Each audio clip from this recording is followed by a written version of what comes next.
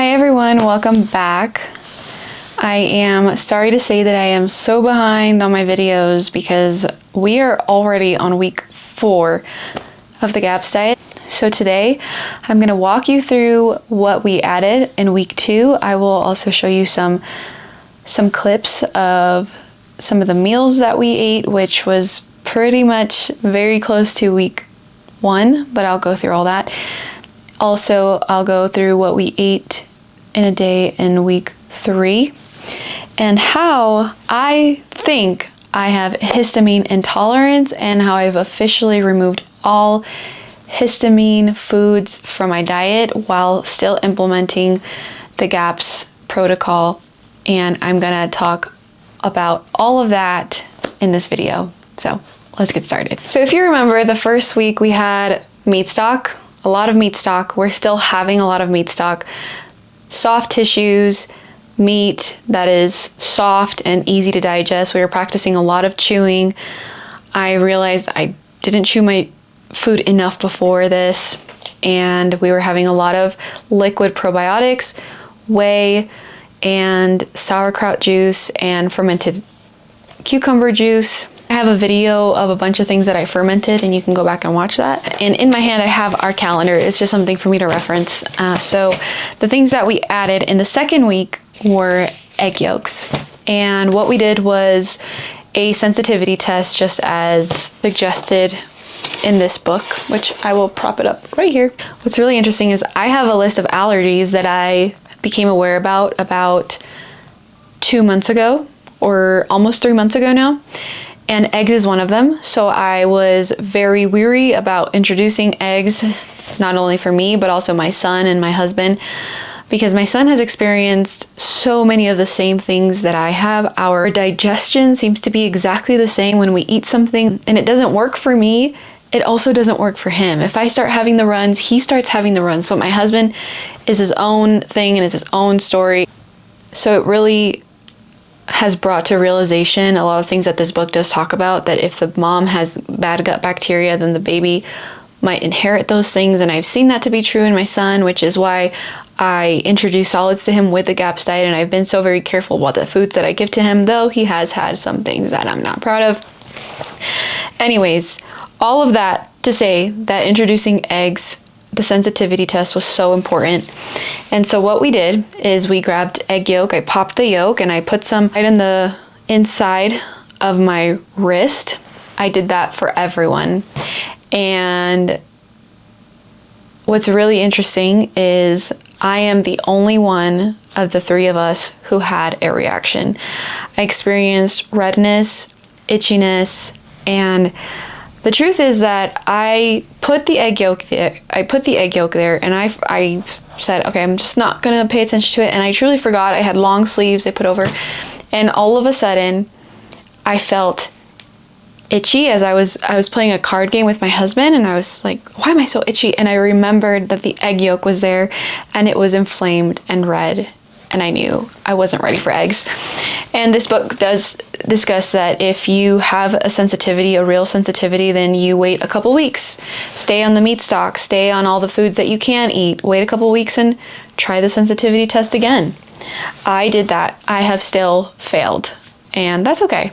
I love eggs and they were a big part of my life for a long time, but I want to heal my gut first, and hopefully this allergy reverses, Lord willing. Okay, so egg yolks. My son and my husband, I was adding an egg yolk to their soups. Every time they had soup, I added an egg yolk, and I added probiotic juice. I would add it to their meat stock sometimes. I was really grateful that I could add something new.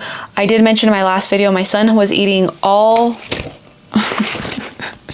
I did mention in the last video, my son was eating all things and has been eating all things in the 6 stages of the GAPS diet. The only thing he wasn't eating was eggs, again, because I knew that I was allergic to it, and I wanted to make sure that I gave him a break and see if he was going to be sensitive to it the right way. He wasn't itching it, he had no redness, and so I felt comfortable giving him eggs. Okay, the second thing that we can introduce in the second stage of the GAPS intro diet is casseroles. So I didn't necessarily make casseroles. I did make some boiled chicken, mixed that with some spaghetti squash. I'll insert some clips here.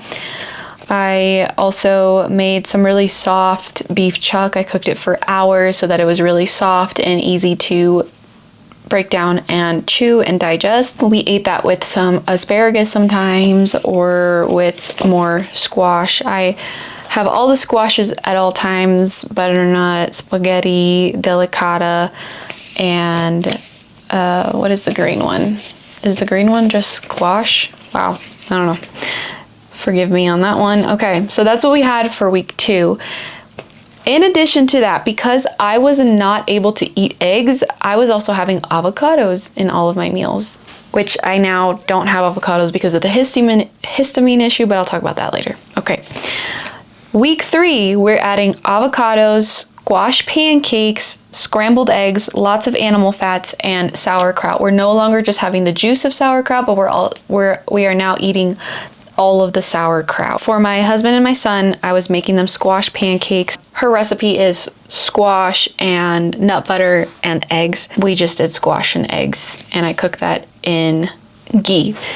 And so I was eating a lot of avocados. I obviously wasn't having squash pancakes because I can't have eggs. I wasn't having scrambled eggs.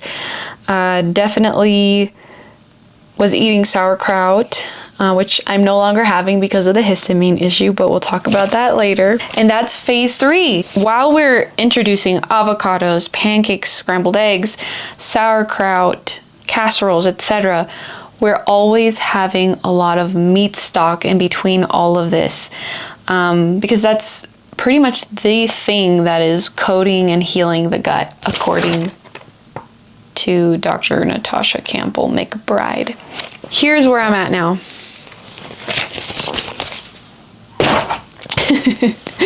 A dramatic throwing of the calendar because I can no longer follow that.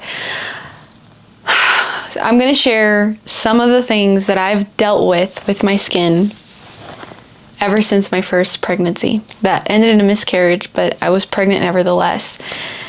And after that pregnancy, I had what I thought was fungal acne after that.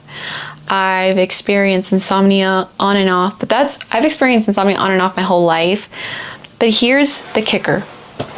The very first time I did a gut protocol, a gut healing program, this was about 8 or 9 years ago, the very first time, I experienced a complete 180 in my life. I was sleeping better. My cystic acne went away. I had a thrush that went away. I was highly irritable, angry, stressed, easily stressed. That went away. Thank God and praise God for that. And the thing that is so confusing this time is in the last 4, 5, almost 6 weeks of being on the GAPS diet, I have not experienced that. I'm going to insert clips of my skin, of the things that I've experienced. Very itchy, uncomfortable, dry, flaky, no matter what. I don't change my skin routine. When this happens, I won't even put anything on my skin in an effort to avoid any irritation. And I will still wake up with it being completely worse the following day. I have approached it with it's fungal acne approach with honey and tea tree oil. And in the past, I've had some success with that, but this is just very different. I get some kind of eczema or dermatitis under my armpits. I can't wear certain deodorants, 95% of them. I can't touch all the natural ones. The worst thing of all, I can deal with all of this redness and itchiness on my skin, though it is uncomfortable, but the worst thing of all is insomnia. It's going to sleep, starting to drool, and then getting hit with heart palpitations, with the inability to sleep, following all of the circadian rhythm rules, watching the sunrise in the morning, not touching my phone after a certain time, not having anything but our pink Himalayan lights after the sun sets, in an effort to go with nature and follow nature and get a good night's sleep, taking magnesium. I'm doing all the things that you would think I'd be sleeping I'd be sleeping really well, and I'm not. And so I was praying a lot and asking God to help me find the answers, to give me wisdom, to lead me to knowledge and truth for what's wrong with me. I don't know if this is it, but I've gone down a lot of rabbit holes, and I think that I have histamine intolerance. I've watched some videos on how to do GAPS with histamine intolerance, and it's going to be really difficult. I can't have avocados, I can't have sauerkraut, yogurt, caffeine, anything fermented. I can't have bananas. So basically, it feels like I'm starting over. And what I believe and what I think I need to do is go on a whole month of strictly drinking 6 to 8 cups of meat stock a day, in addition to having soft tissues and soft meats, potentially apples, because we're able to have juiced carrots now, and then the next week it's apples, potentially apples to add some kind of carbohydrate to my diet. But that's what I'm doing. I have removed all histamine-inducing, high histamine foods from my diet already. I'm on day 2, and I am taking a histamine enzyme. Okay, I have it. It is Histamine Shield Plus. It has vitamin C, 300 milligrams of vitamin C, 400 milligrams of quercetin dihydrate, 400 milligrams of stinging nettle, 100 milligrams of bromelain complex, 50 milligrams of N-acetyl cysteine. Okay. Anyways, it's all natural. It's an all natural histamine shield, histamine enzyme. It has some things in here that help break down histamines so that the buildup that's in my body will calm down. And so I don't know for sure if I have histamine intolerance, and that's why I'm doing this. I'm removing all histamine-inducing foods, high histamine foods, and I'm taking a histamine enzyme. And I should know, I hope, Lord willing, in a week, if this is what's wrong with me, why I can't sleep, why I have skin issues. And what's really great is that histamine issues have a root cause. It could be mold toxicity, it could be gut dysbiosis, and here's the thing about me. I'm going to show you something. I know that not only do I have a list of foods that I'm allergic to, but, maybe I shouldn't show you all this because it has my information on there. Yeah, I can't show you all this. But I have gut dysbiosis. These are my test results. So is that the root cause for my histamine intolerance? Possibly. The GAPS diet is going to address my gut dysbiosis. I will be able to still continue the GAPS diet sort of in my own way. Potentially, I will have to get to the full GAPS diet faster than I anticipated so that I'll have more options of food while removing histamine foods. But I'm going to share all about that. I wanted to just catch up. This is today. This is where I'm at. This is current.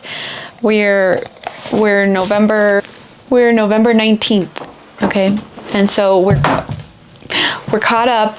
You're caught up. And if I do have histamine intolerance, then this journey is going to pivot that way. And that's okay. That's life. This week is a test run. So I will let you know next week, probably on Tuesday, if I believe I have histamine intolerance because my skin won't be itchy anymore. Like right now, it is itchy. It is itchy right now. I'll know for sure if I'm sleeping through the night and if I don't have skin issues. And those are the 2 major issues that I'm dealing with right now. And I got the kids version for my son because he has tiny little bumps on his legs. And we both responded to pork very poorly. My husband had 0 reaction to pork, but August and we both had pork ribs like a couple months ago, let's say. And the very next day, both of us woke up with red spots, itchy on our faces. He had a lot, I had a lot. And guess what? Pork is super high in histamine. So, I mean, it's just all lining up. And I remain hopeful that this is it. So I will see you all in the next video. I know I rambled and I talked a lot. Thanks for being patient, and let me know in the comments if this sounds at all relatable, if you have any insight, and just whatever. Let me know what's up. Bye.